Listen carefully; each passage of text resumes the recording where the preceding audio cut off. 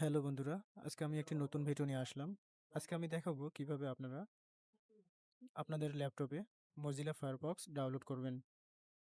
প্রথমে আপনারা আপনাদের যেকোনো একটি ফেভারিট ব্রাউজার ওপেন করবেন। এরপরে সার্চ বারে লিখবেন Firefox।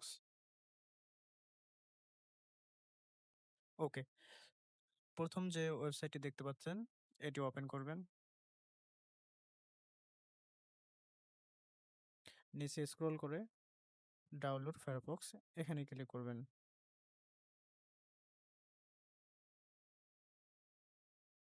সিম্পলি ডাউনলোড শুরু হয়ে যাবে। ওকে, ডাউনলোড হয়ে গেছে। এখানে ফাইলটি আমরা ওপেন করব।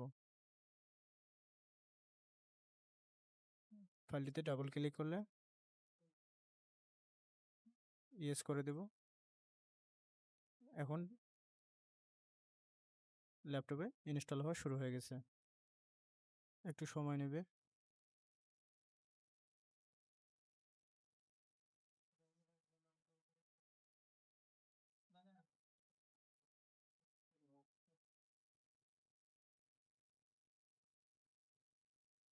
স্পিড ভালো থাকলে বেশি সময় লাগবে না, খুব দ্রুত হয়ে যাবে।